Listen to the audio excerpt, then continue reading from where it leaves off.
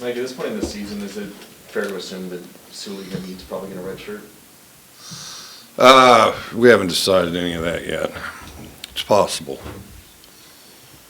When do you typically like to decide those things if a player hasn't got into a game yet? Well, I mean, you just decide as soon as you can. Each case is kind of different, but when and if we decide, we're not necessarily going to broadcast it or share it with you guys, and plus we're not going to put any pressure on ourselves to decide it just because you guys would like to know. What do you know about Craig Bull's Tampa defense and what he's been able to do with it over the years at North Dakota and Wyoming? I think it's good. He does it kind of a unique old school way. Very aggressive,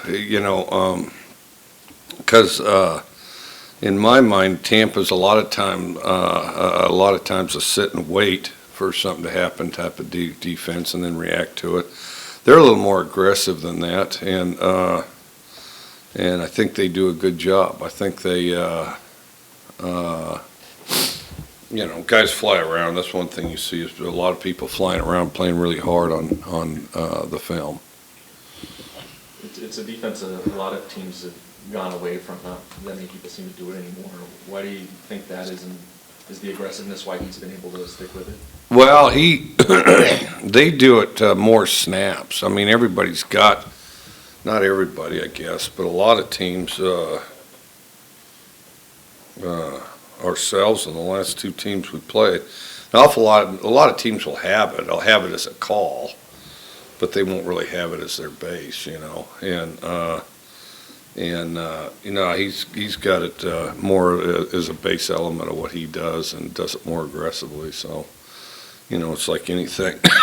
If you do it a bunch, you get good at it, When he was at North Dakota State, they had such a kind of a giant killer reputation. Did you ever see anything in his teams that really spoke to why they were able to knock off some ranked FBS teams? Well, I think that's a really good setup there. I mean, that's that's like, the school with the most resources at that level that there is. And then again, they've always been good.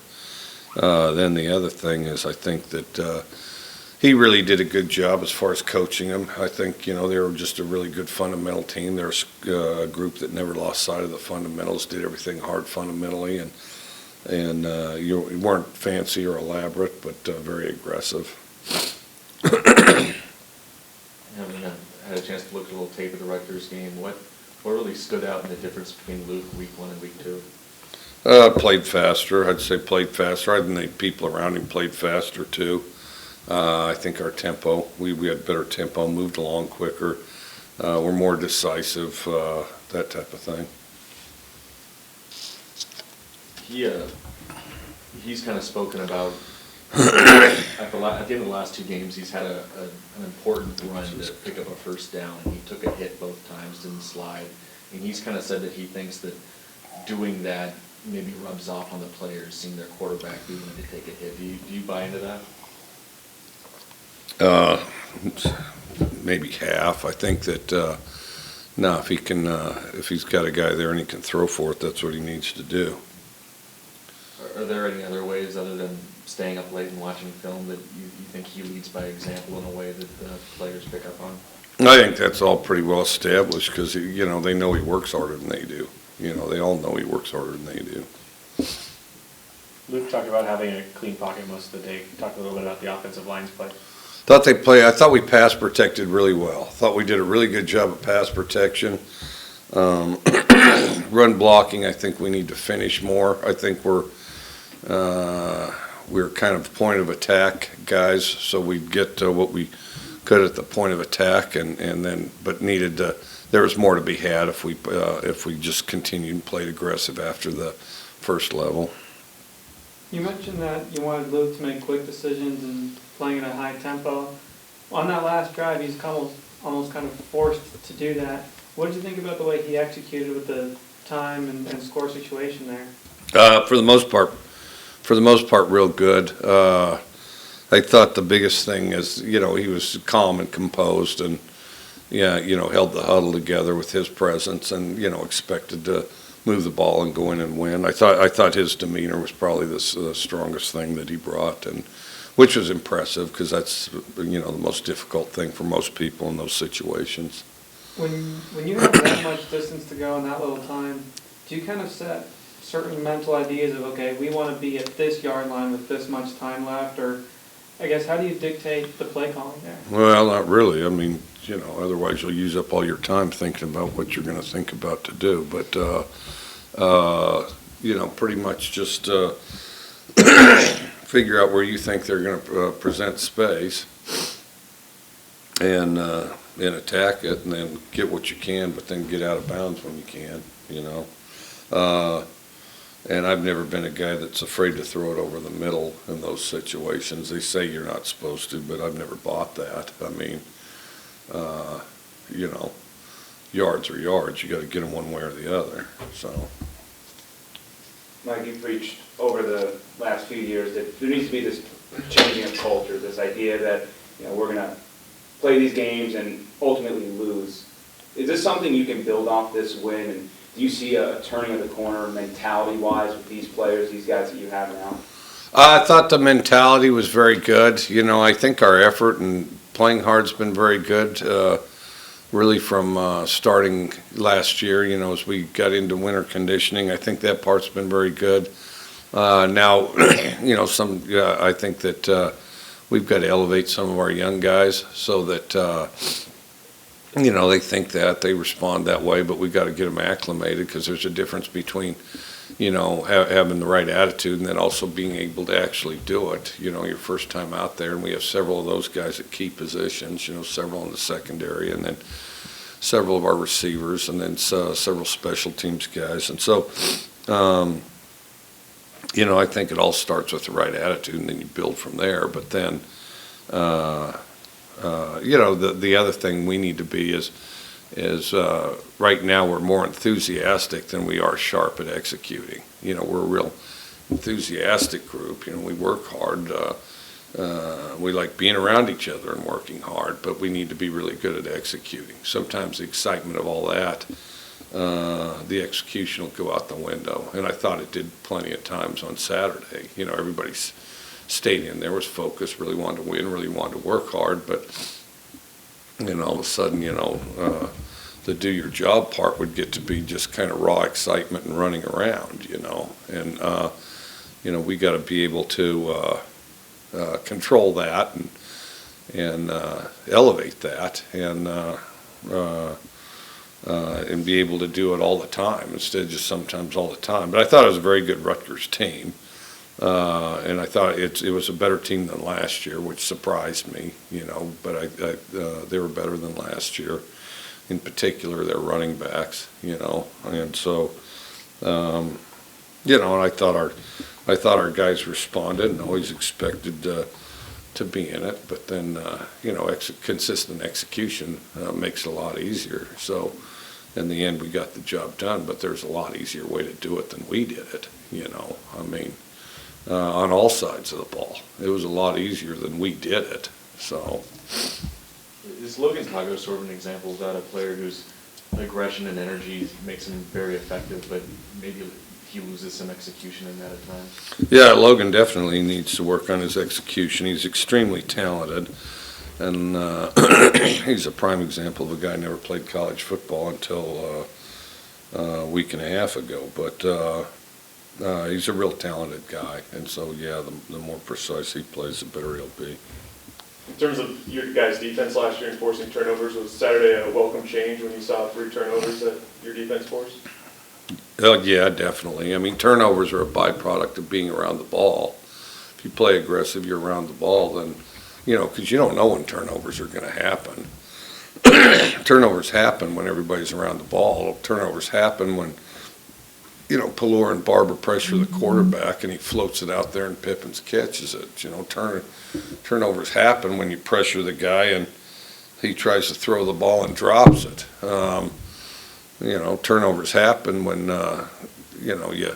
you fly around and you're around the ball, and that's the thing we did pretty well. I remember at the end of last year you had mentioned, flirting with the idea of punting it out of bounds based on what was going on with special teams last year. Is that something you might consider this year, just given what happened last week? Well, we should have. That was the call to punt it out of bounds, and we just missed, you know.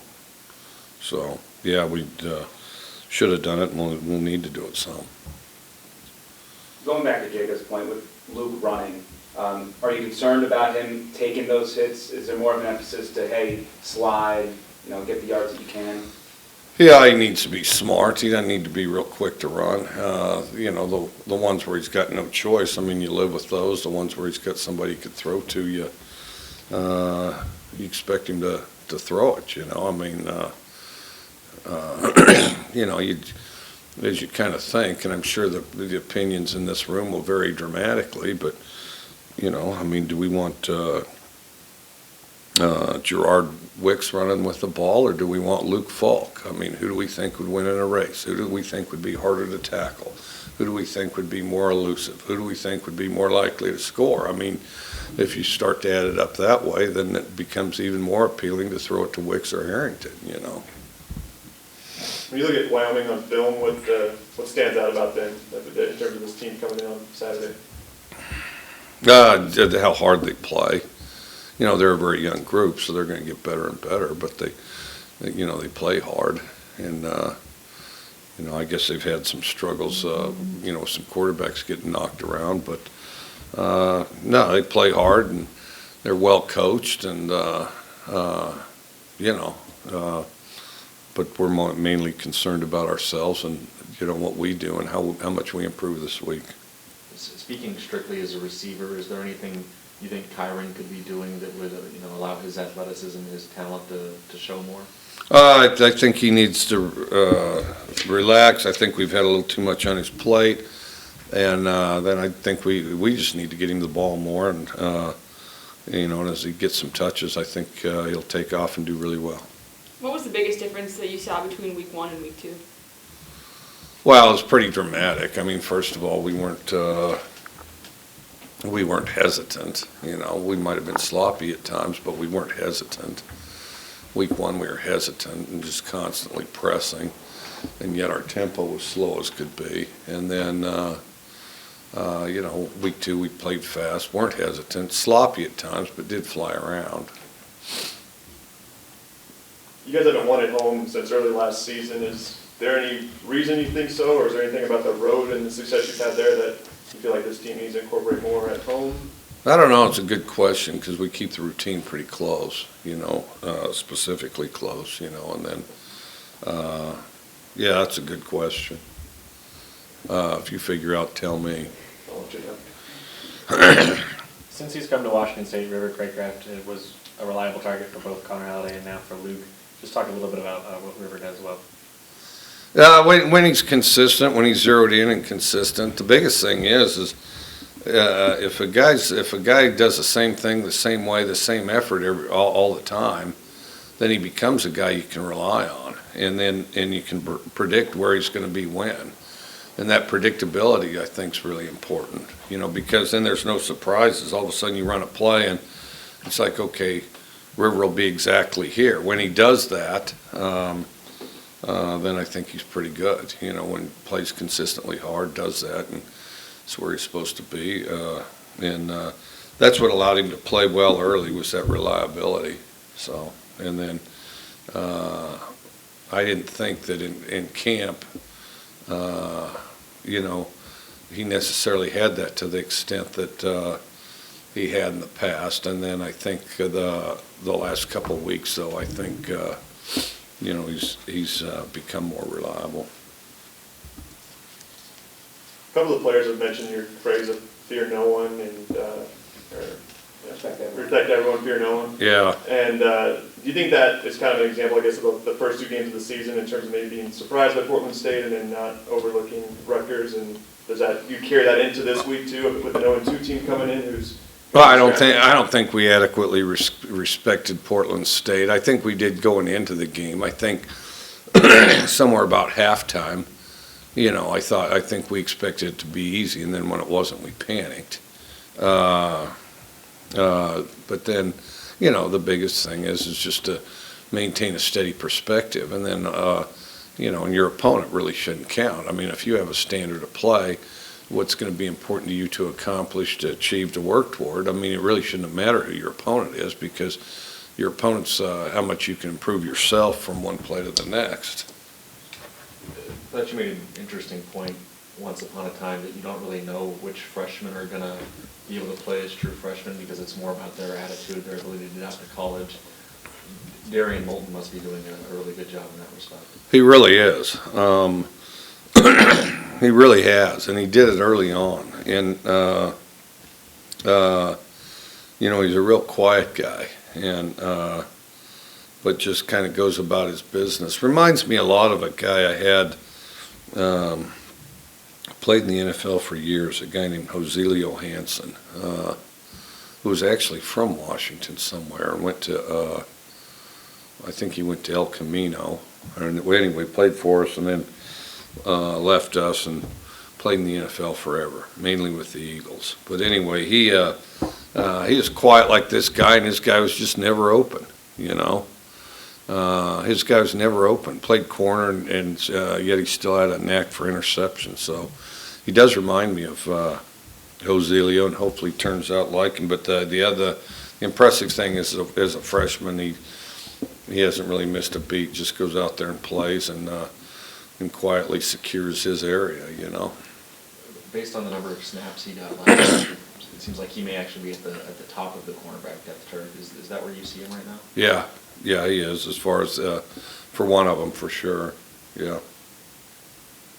I don't know what we have him listed. Contrary to popular belief, despite the fact Bobby asks me this every day, I don't mess with this thing at all. As a matter of fact, I'm going to use the same one next year, so get used to this depth chart here. Any questions on the line for Coach Leach? Hey, Coach, couple yellow times. You talked last week about possibly limiting Luke's options a little bit more going forward. Did you do that at all last week? And do you think that worked out? Well, we weren't going to really eliminate his options, but we were just going to operate quicker, and then just kind of streamline things, and in the interest of being quick instead of elaborate. And we did, and I thought it did work out, and I thought that we can still improve on it. Once you want to know your thoughts on Deflategate, and if air pressure impacts a football game at all, in your opinion. I think Deflategate's ridiculous. I think it was, it's almost a byproduct of our country's obsession with political correctness. Let's take the most irrelevant possible issue we can think of, and let's make a big deal out of it, because somebody might be offended, because it doesn't matter to anything, it doesn't affect anything, and let's obsess over the irrelevant instead of the practical, and worry about what we're going to get accomplished, okay? And I really think it's a byproduct of that. And, the thing that I've never gotten a satisfactory answer on Deflategate, because, see, everybody uses their balls. It's not like the other team is victimized by using your ball. You doctor up the ball, the other team has to use it for this drive, so they're screwed. Okay, none of that happens. Okay, you're using your balls. Okay, and so and I've never gotten a satisfactory answer to this. And it wouldn't surprise me a bit if they don't steal my idea. But what I think they ought to do is give each team empty balls. Just give them all empty regulation NFL footballs, and then you fill them however you want. Some quarterbacks like it really tight, some like a little squeeze in it. The straight ahead kicker likes a little air out of it, which there isn't many of those anymore, if there are any. And then, of course, the soccer style guys like it full. So, it impacts the other aspects of your game, and you can't personnel footballs. They're just going to be tossed in and pulled out of the game. But you can fill them to whatever pressure you want. We don't care. I mean, here's your empty footballs. You can fill them however you want, and then go play. I don't know why anyone wouldn't do that. And then, and everyone that I've ever said that to and it's usually in the media, will give you a quizzical look like, their face will get very confused. Like, well, how can this be? Well, what about the suspension? Well, that's just my point. That's stupid. Okay, what about the trial? Well, stupid too. Well, what about, well, somebody thinks it's a big deal. It's not.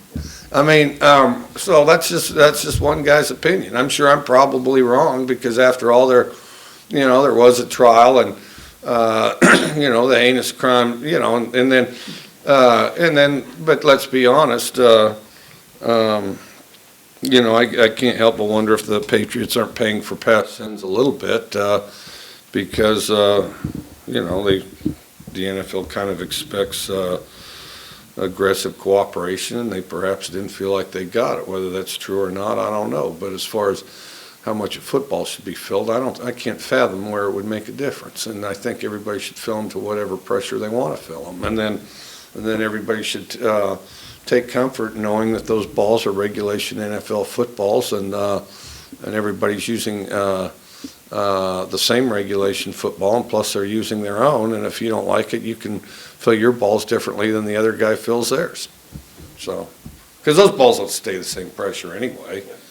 If I punt the hell out of the ball and all of a sudden, or the valve's different and jack some of the air out, well, the ball's different, and then all of a sudden, we're not sitting there panicking over that. Well, I mean, so the whole thing's absurd.